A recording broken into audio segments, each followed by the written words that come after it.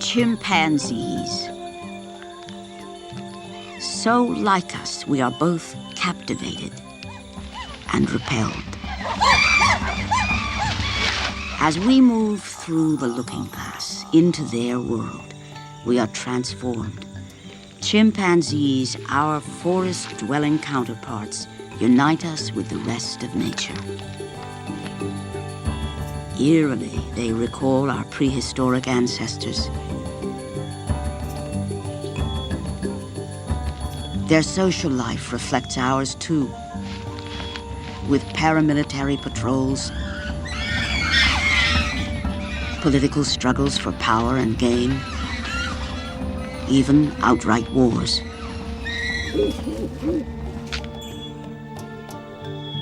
The tender affection they show for one another, their gestures and expressions all seem strangely familiar.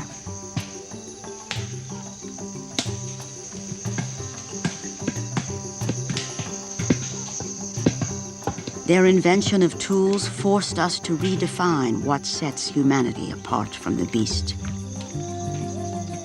And now we discover that chimps developed not only tools, but entire cultures which they pass on to their young. Even medicine seems within their grasp. And when stalked by death, they seem to feel a sorrow we can share. With a shiver of recognition, we glimpse the mind of the chimp and realize we are not alone.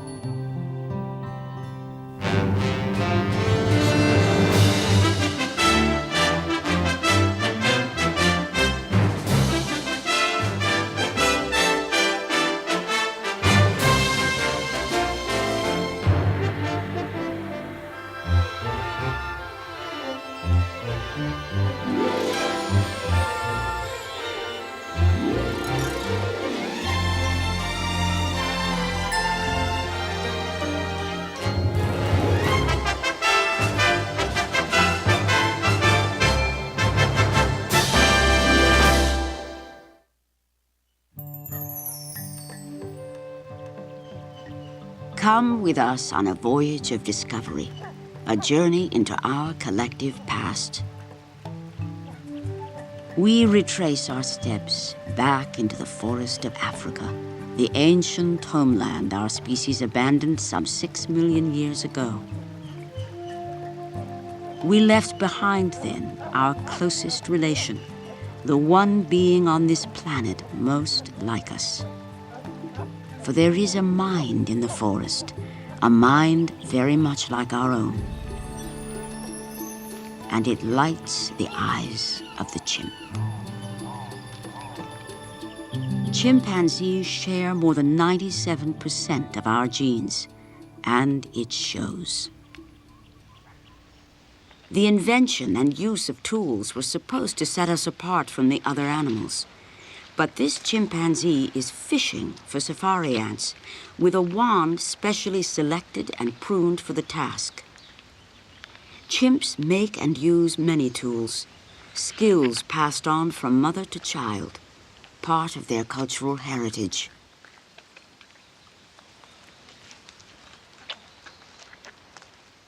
Ant fishing requires real expertise.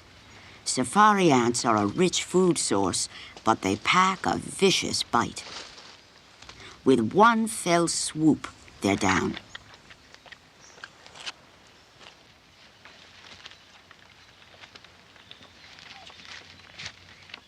At 8 years of age, her daughter still has much to learn.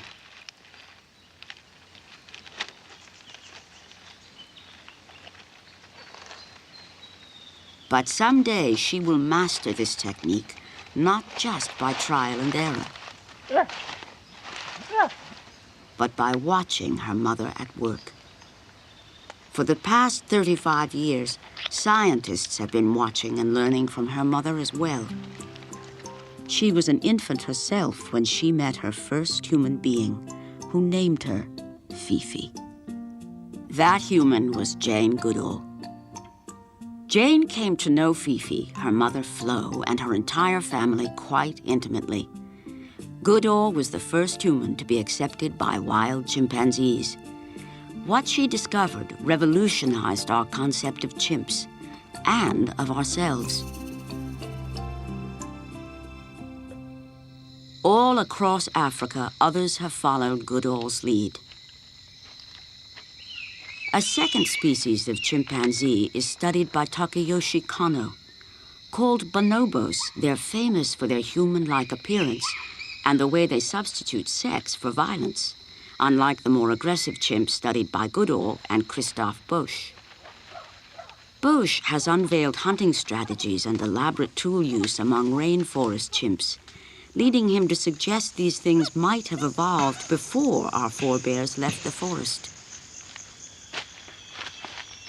And Richard Wrangham believes he may even have discovered chimps practicing a primitive kind of medicine.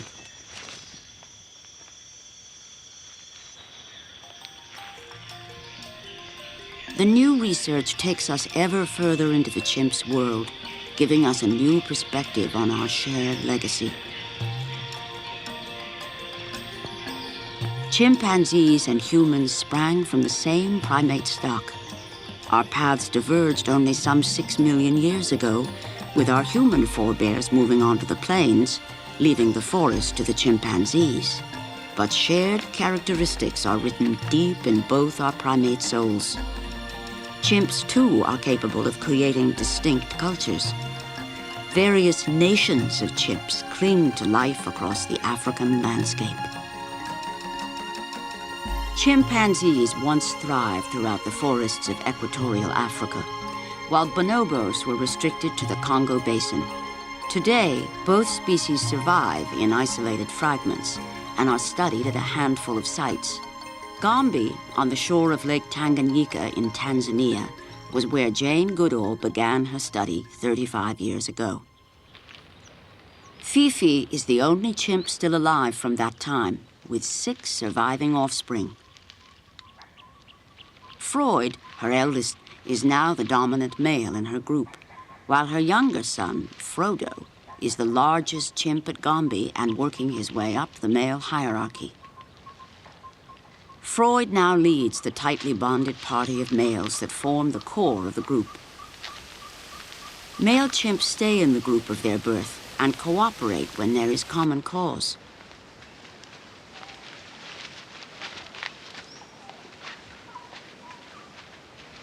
Every week or so, the males form a paramilitary patrol to defend and test the borders of their territory. In single file and total silence, they follow their leader in search of trespassing neighbors. Hair standing on end, they listen for the voices of their foes. Each community of male chimps jealously guard their territory, and the females in residence. A stranger turns and flees. Though groups of males rarely engage in battle, an individual caught by a border patrol is at serious risk. In the 1970s, Jane Goodall described a harrowing chain of events. Her study group split in two, and over the course of 4 years, the males of one group systematically hunted down and brutally killed every adult in the other group. Chilling evidence that warfare is a painful legacy from our primate forebears.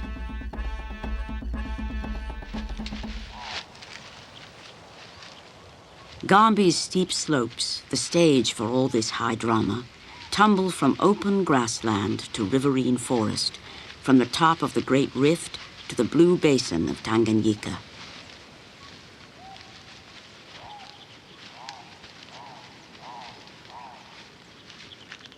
Today, a new generation climbs the path blazed by Jane Goodall.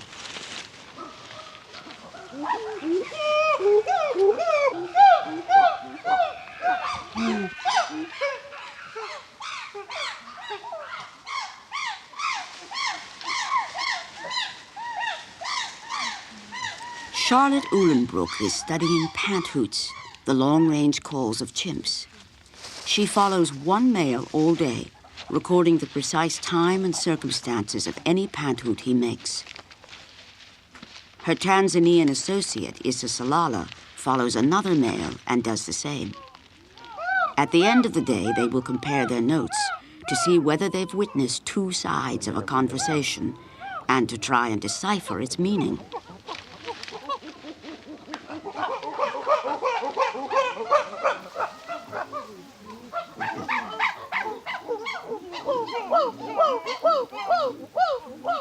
The pantoots are certainly conveying some meaning. What I'm trying to find out is exactly how specific are the meanings of these different calls. I mean, does a particular pantoot convey something about a food source? Does it say, "Come here, boys"? Does it say, "I'll meet you up in the next valley"? Or are they directed at family members, at allies, at friends? Or are they just generally anyone that can hear me, this is my message?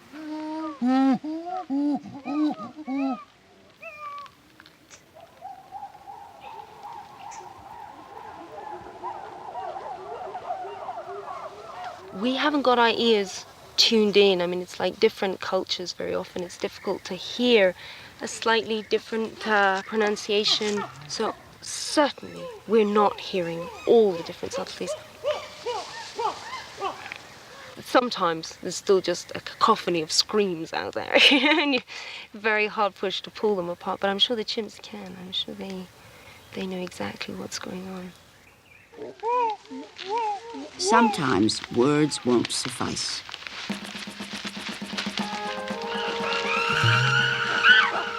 Males perform displays, dramatic performances designed to establish their dominance and intimidate rivals. Fearless, Frodo sometimes uses the human researchers to enhance his displays. Even Charlotte has fallen prey.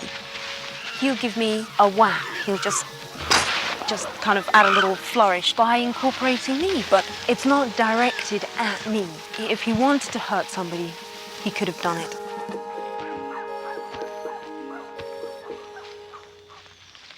Females and their young are dominated by this thread of force.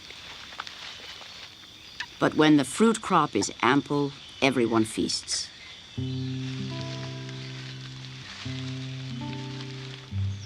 A mother's care is the primary influence on a young chimp's life.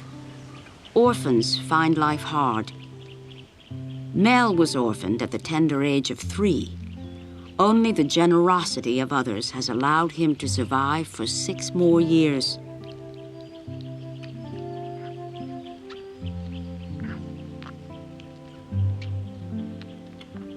Still, he seems to miss the affection he would have known within his mother's arms.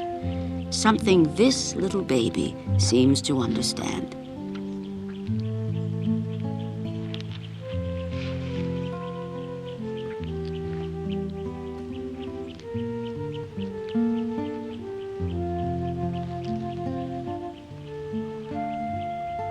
A temporary respite from a life of loneliness.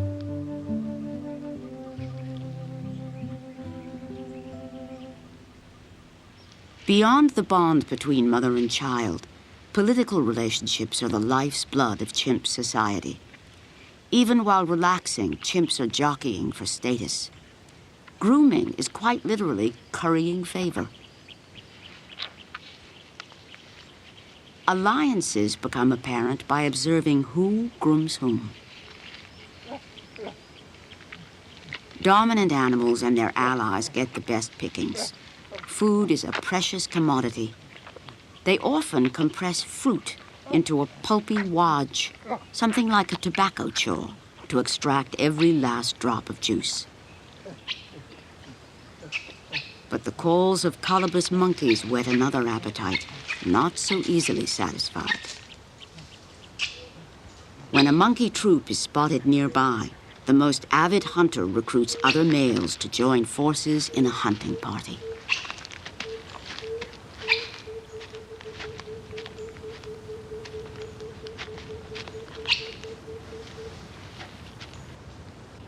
red colobus monkeys nervously watch the gathering of bodies below.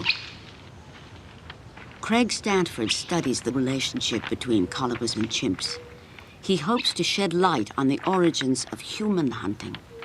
We know that at some point early in human evolution, meat became an important part of the diet. We don't understand exactly how that happened. Was it scavenging meat or hunting meat? Well, we know that the earliest stage of human evolution happened in a habitat just like this, East African woodland that's got open areas onto which our ancestors eventually moved and adapted to. So to be able to study hunting here is the best way to give us some kind of window onto the earliest origins of meat eating and our own ancestors 4 or more million years ago. Frodo is the best of the Gombe hunters. He's 17 years old, and yet he's killed 10% of the colobus population the last 3 years. It's really quite an incredible animal and a great hunter. That was Frodo. All the hunters, including Frodo, will try to catch a monkey for himself. By joining forces, the chimps hope to strand some monkeys in an isolated treetop with no route of escape, except into the clutches of a chimp. Although we see elements of cooperation at Gombe, what we think we're seeing mainly is individual selfish behavior by male hunters done within a communal setting. It's a little bit like a baseball game in that baseball is a communal game in which individual players are doing their piece, and in the end result is going to be success or failure. The more hunters there are, the greater the odds of success, and yet each individual hunter is performing selfishly. As the chimps climb up, the colobus retreat to the highest branches, too slender to bear a chimp's weight.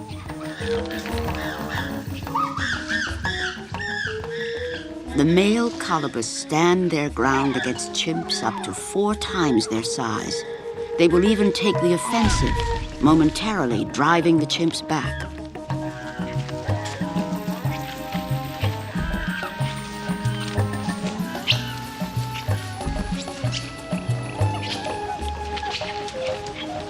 Holding his tail out of the chimp's reach, this male buys precious time for the escape of the females and young.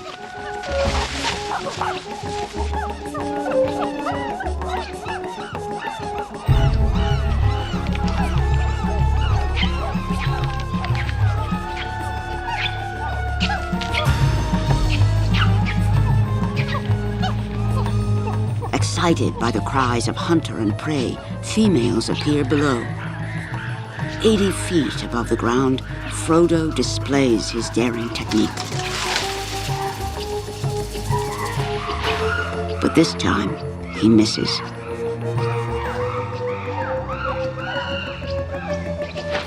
With chimps climbing everywhere, one monkey leaps into the arms of death. Even a rear attack by the defending colobus cannot save him.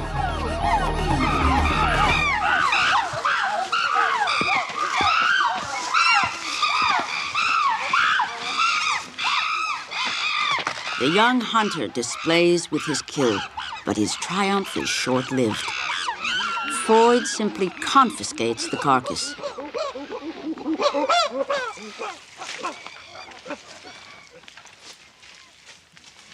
Freud settles down to share with his allies. Meat is a valuable currency, a payment for favors. Females come begging for a taste.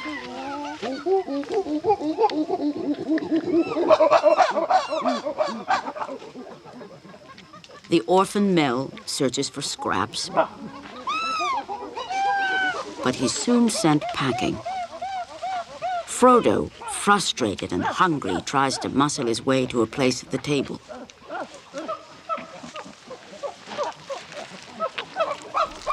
But Freud will have none of it, leaving Frodo to rage.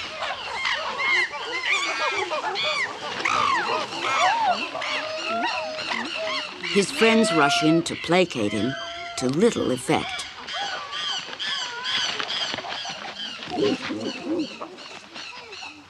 With up to 11 males hunting together, multiple kills are common at Gombe. As many as 7 monkeys have been taken on a single hunt. Chimps like a little salad with their entree. They often eat leaves when they eat meat, sometimes eating kinds they never touch otherwise.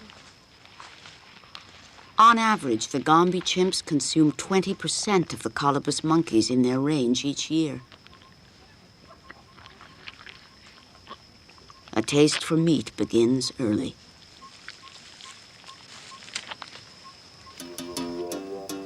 The free-for-all approach to hunting works well in Gombe's low and relatively open woodland. Catching monkeys high in the treetops requires a different strategy elsewhere.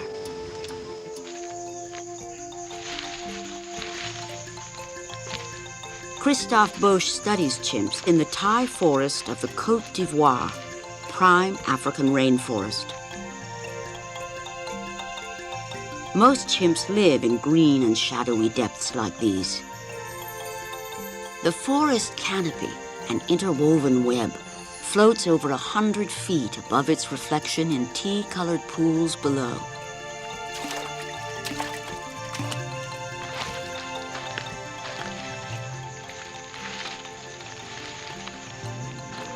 Following his chimps, he's discovered that they're capable of an extraordinary level of cooperation. I mean, the chimps of the Thai forest are the tropical rainforest. The canopy layer is continuous. The biggest mammal they hunt, the red colobus, they are about a third the weight of the chimps. So it means that when colobus is on a thin branch, the chimps can't go there. If you go there, you fall down on the ground. So there is a big problem. They have to solve it. And the only way to solve it here is by hunting in group, so that a chimp will drive the prey away in a given direction, so that the colobus are constantly moving in its direction. And the driver is really just pushing them in a direction. He's not trying to capture them, but he's not running. You see that he's just walking in a constant direction. This gives them the constant direction of flight, where the chimps on the ground can then organize them. And if they see that the group splits too much in different directions, you would have blockers, individuals that would come up in specific trees where colobus might escape, to keep them in constant direction. And so that gives them the possibility for them to make a kind of a trap, so that by having a driver behind, some blockers on the side, they just need somebody actually to come in front of them, ahead of the movement, and to then close the trap if you want. Only the most experienced hunters play this role. They have to race ahead, then climb almost 100 feet above the canopy into the crowns of the tallest trees to ambush their prey. And when they are successful, it's incredible, because you can have suddenly all the forest is screaming. All the chimps know there had been a capture. The chimps have made a capture call, and everybody knows meat. And meat is so rare, it's so difficult to acquire, and it's only because adult males have worked together that there is meat. So it's something very special for all group members. And there is a huge excitement with that. It's really a teamwork, and it works only if the team wants to work.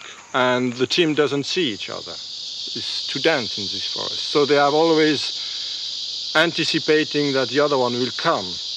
And often they don't see if they really did their job. And it works only if everybody does his job. This can work on the long run only if meat is shared, according to the work these hunters have been doing. The alpha male is not the best hunter, or is not hunting, and he doesn't get meat. We have now an alpha male who is fresh in this position, but he's young and he's not always hunting. And he can really be there displaying for minutes and not get a tiny piece, nothing at all.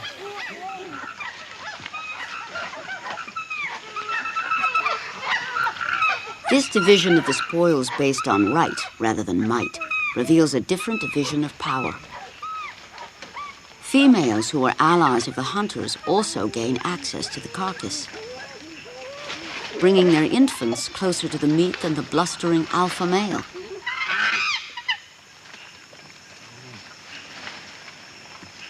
If this complex division of labor and food seems almost human, so does the chimp's love of play.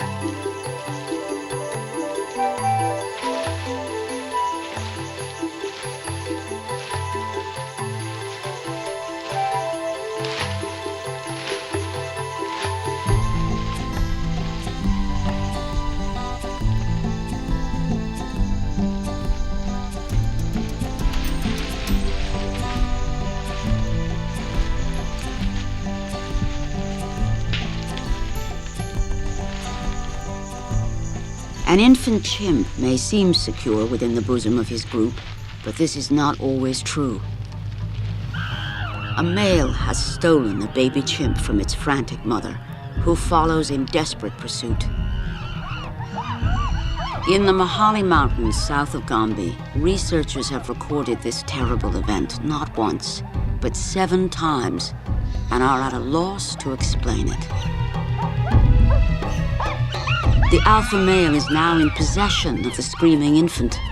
He actually beats back the mother with her own baby.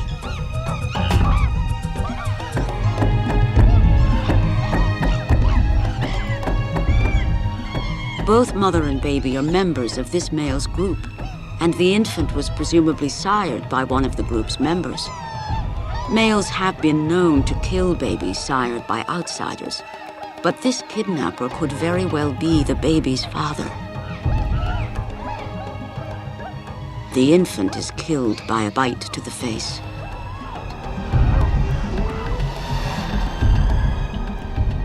Group members share in the macabre feast, just as if it were a monkey.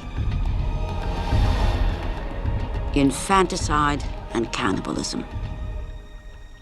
Dark reflections of our common legacy. But the mirror of our primal past reflects light amidst the dark. Aggressive impulses may be rooted in our distant ancestry, but so is our capacity for peaceful coexistence. It is in Africa's dark heart, the Congo Basin, that we find the gentler tributary of our primate legacy.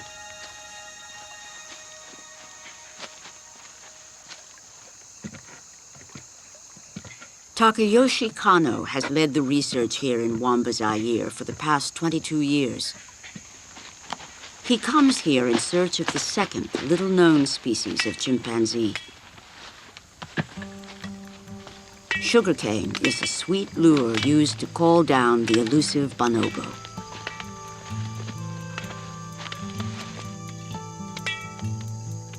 Dr. Kano and his associate Chia Hashimoto have discovered that bonobos are quite distinct from the chimps studied by Goodall and Bush. At first glance, they are different. Although they've been called pygmy chimps, they're not smaller, just more slightly built.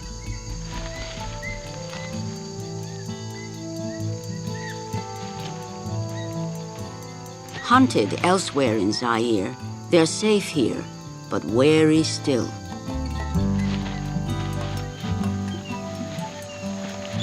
The sugarcane buffet proves irresistible. At ease on 2 legs, as well as on 4, they simply rise up and walk, so their hands are free to carry the cane. Eerily, their long, shapely limbs and upright gait recall our own prehistoric forebears, and their natural 2-legged gait is only the first surprise they have in store for us.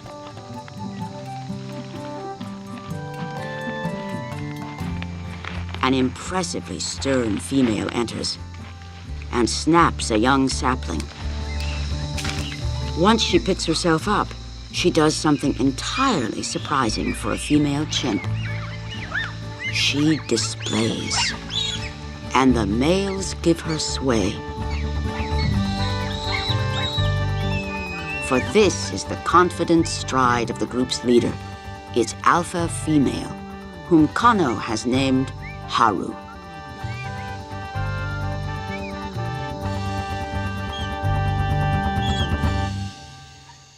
Females play a very different role in bonobo society than they do among chimps.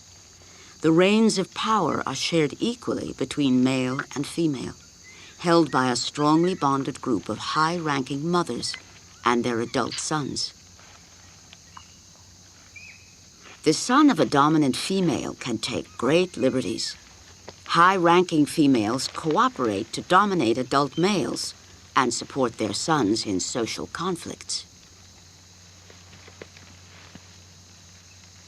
Though tough with other adults, bonobo mothers almost never discipline their babies, even when they steal the food right out of their mouths.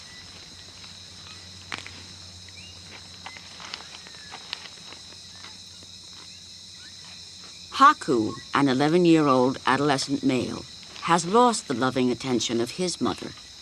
As an orphan, he has been forced out to the very fringes of his own community. He's old enough now to begin to make his mark, but without a mother's help, his chance of success is nil. Males stay with their mothers for their entire lives and rely upon their backing. With no mother to back him up, Haku must be wary of Ten, the alpha male.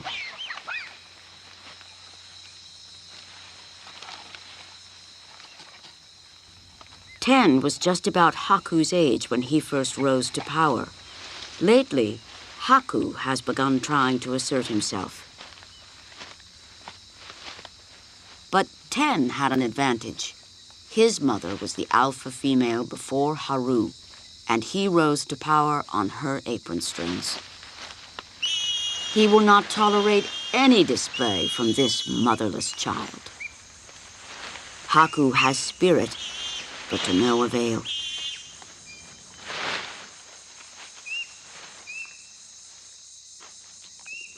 Ten's annoyance with this upstart is soothed by one of the other high-ranking males in a surprising way.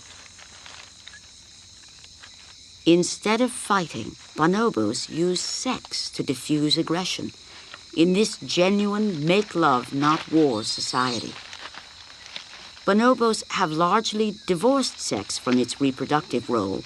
Sex is used by all bonobos, regardless of gender or age, to form bonds and mitigate tension. So Haku is not likely to suffer physical harm, but without family backing, his bid for status is probably doomed. Adolescent females must face a still greater challenge. They leave the group of their birth and visit neighboring groups in search of a new home for the rest of their lives. This female, called Shin, has chosen Dr. Kano's group, but she must first pass muster with the formidable Haru. Female bonobos also use sex to forge strategic alliances with each other.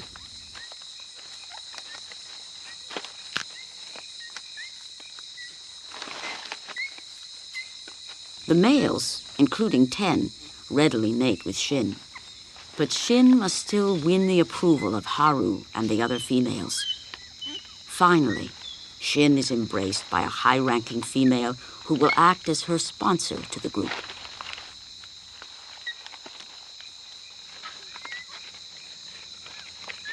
Shin settles down to enjoy the sugarcane within the circle of her new community.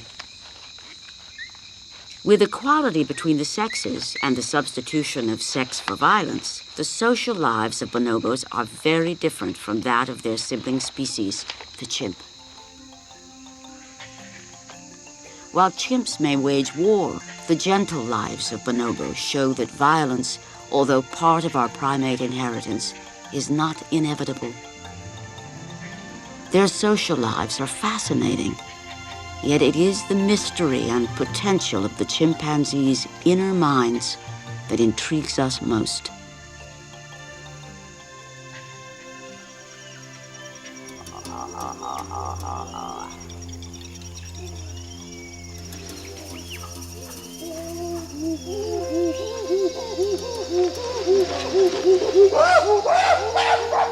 How deep is the mind of the chimp?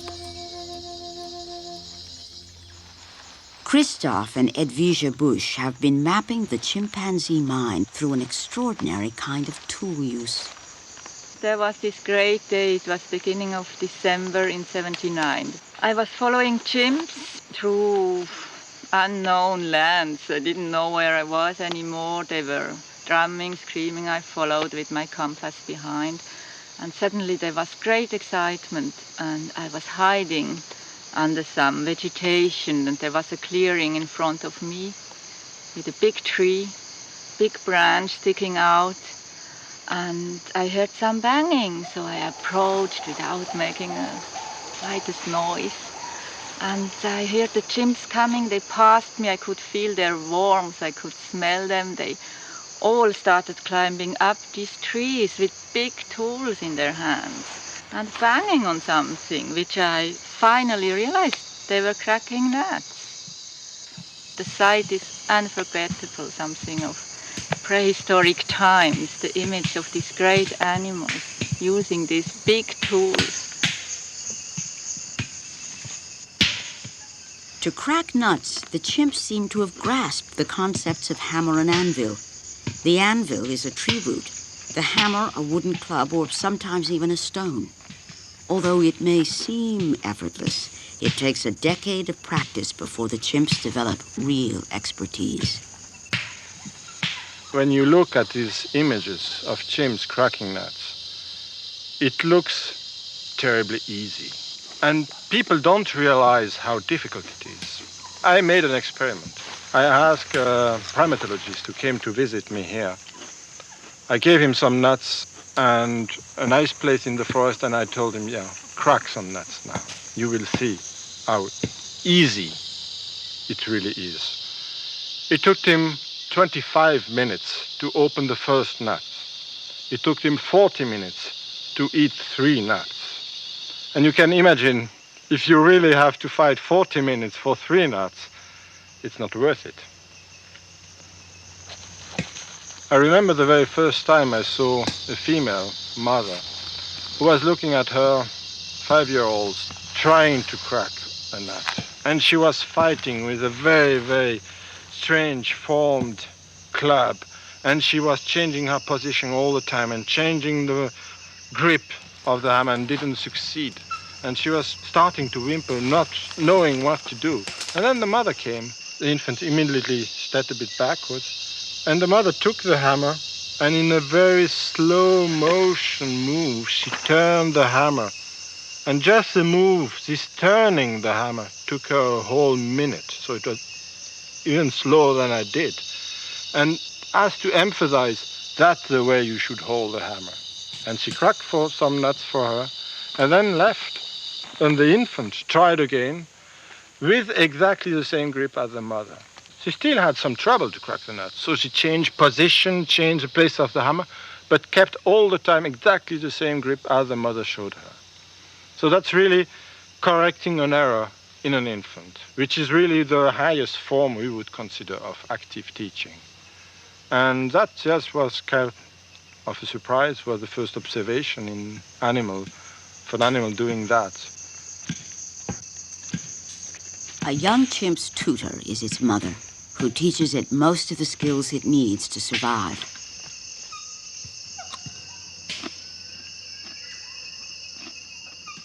The Bosch's research has shown that female chimps are the most expert and dedicated tool users, which may shed some light onto the origins of tool use among our own ancestors. Already here we have a slight sexual difference in favor of females in that they crack more than males. Another technique to crack nuts up in the trees is much more often done by females, and they have to anticipate, to bring the hammer up on a branch in the tree, and then they have to handle it up there, hold the nuts in a foot in the hand, hold the hammer, hold the baby, and still crack somehow and eat these nuts. And then we have another nut species, panda nuts, very hard. You need stone tools to open it. Stones are a rarity in the forest. Again, this technique is more often done by females. It could make you think that maybe tool use in our ancestors was also a female activity, and the first tool users and tool inventors may well have been females.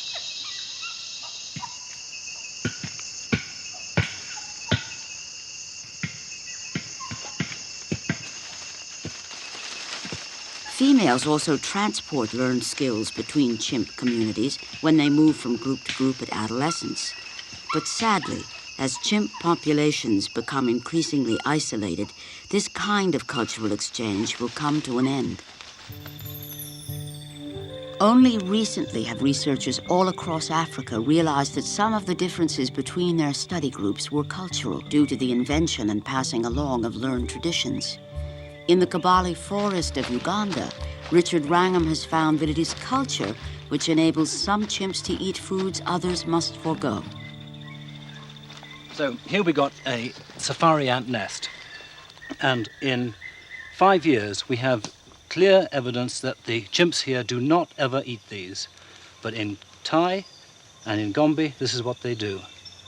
A wand onto the nest and then sweep the ants up. A biting, lemony taste. You've got to be pretty quick and you've got to know what you're doing. And having just tasted them, I can understand why chimps like to eat them, but on the whole, I'd prefer not to myself. Every chimp group has its own unique toolkit. Only at some locations have they learned to use wands to capture ants or termites. At Thai, they use bone picks to dig out the marrow, just as our earliest ancestors did.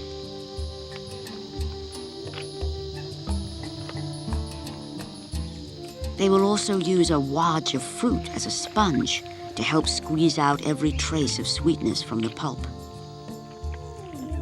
While at Gombe, as well as at Thai, chewed leaves make a sponge to quench the thirst at shallow puddles. We have only begun to realize the depth of the traditional knowledge generated by the various nations of chimps. One puzzling cultural practice is the eating of hairy and unpalatable leaves. They ball them up in their mouths, forcing them down whole. Well, here I've got one of the leaves that is swallowed whole by chimpanzees. This particular one is the one that the chimpanzees tend to swallow at dawn. Why they do it at dawn is not clear, and indeed why they do it at all is still not certain. Well, one possibility is they're helping to remove worms. This is so new that we don't even know the name of this. We think it's part of a tapeworm, and it looks as though when the chimpanzees have this tapeworm, they swallow the leaves in order to expel the tapeworm. Scientists are now searching for drugs among the plants they believe chimps take as medicine. We have long tested human drugs on chimps. Someday we may test drugs discovered by chimps on ourselves. Chimpanzee cultures also mold their methods of communication. Besides their calls, they use a symbolic language of gesture. Some gestures we hold in common. A kiss soothes a little domestic discord. Others we seem to recognize. Two males clasp hands and raise their arms in a salute as they begin to groom one another. Other gestures, such as leaf grooming, we are only beginning to decipher. When a chimp wants to be groomed, they pick a leaf and just run their thumbs over it, sometimes bring a mouth to it, and then drop it. What does this mean? Well, in functional terms, it means nothing, but it's a symbol. It's a symbol for the chimps.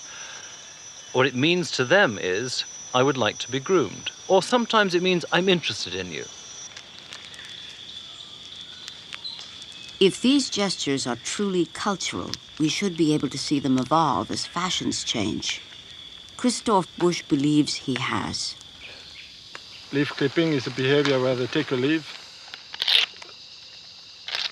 makes a specific sound, and in Thai they do it before displaying. The interesting thing is that 2 years ago, chimps in Thai started for the very first time to leaf clip when they were making a resting period. They were asleep, they changed position, would do some leaf clipping and sleep again. So it was a totally new context of use. And interestingly, the individuals that started to use the leaf clipping in this new context were younger or were females. There is much we could learn from the chimps, but we are running out of time. Poaching for meat and the logging of forests are driving them towards extinction. Today, Jane Goodall is fighting to save them and their heritage.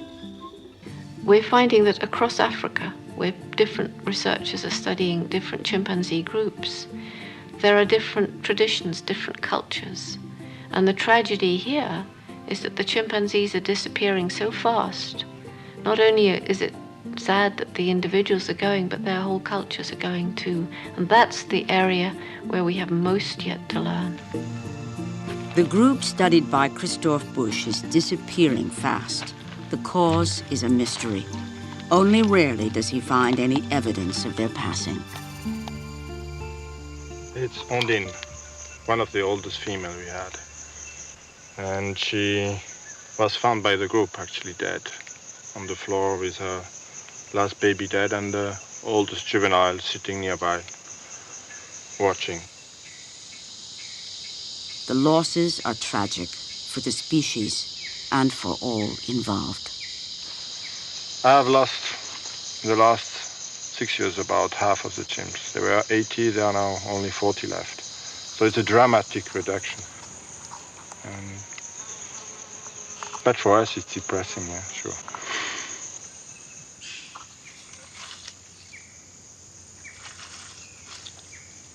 Predation and disease have always taken their toll, but death at the hand of man may prove too much to bear.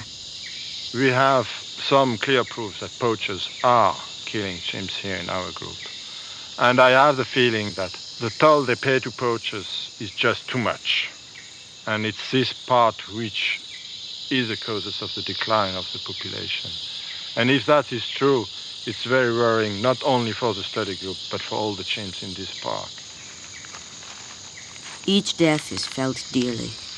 Yet it is when chimps are forced to confront death that we seem to catch a glimmer of the chimpanzee soul. What is striking is that they feel compassion. I mean, they really feel the individual as something not normal and that they need help. In one case, I observed a fresh juvenile being killed by a leopard. So you have an individual that looks actually very similar to a wounded one, but he's dead. And it was very surprising to notice that the chimps reacted totally differently, as if they knew this individual is not just injured, this individual is dead.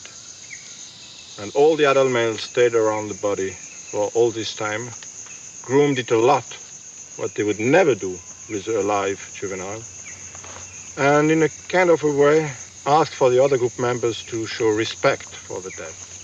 And the only young that was authorized to come to the body was the younger brother of the dead. So, yeah, it makes you think what they feel and how they understand. We can only guess what this female, called Castor, understands about her own tragedy. Her infant is mortally ill. Since her baby is too feeble to cling to her, she resorts to carrying it with her foot as she climbs in search of the food she needs to survive.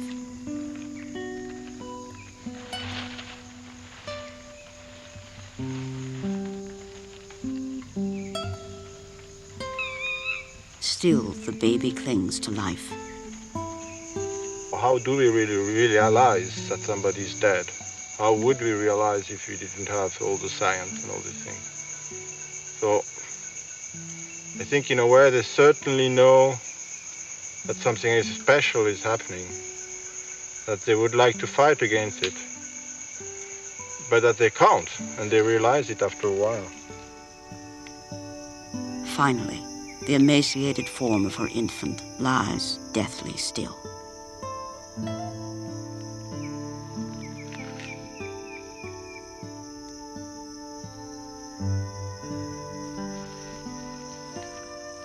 Then, with a gesture so human it's painful to watch, she seems to bid her baby farewell with a kiss.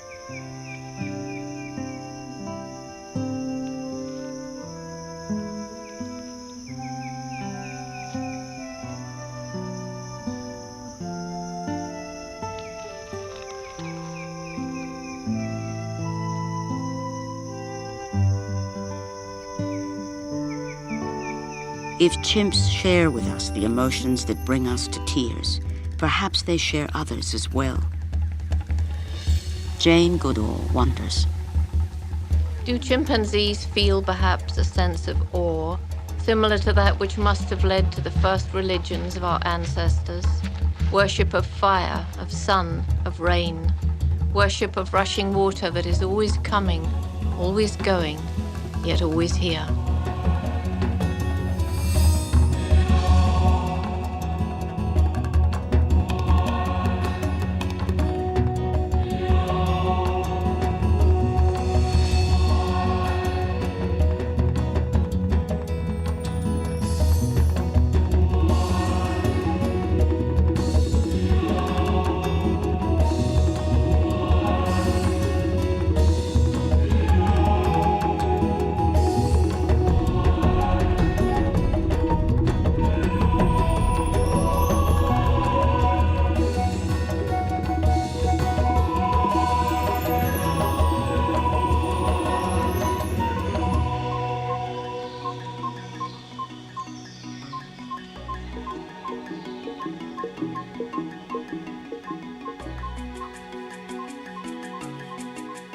Face to face with our nearest relations.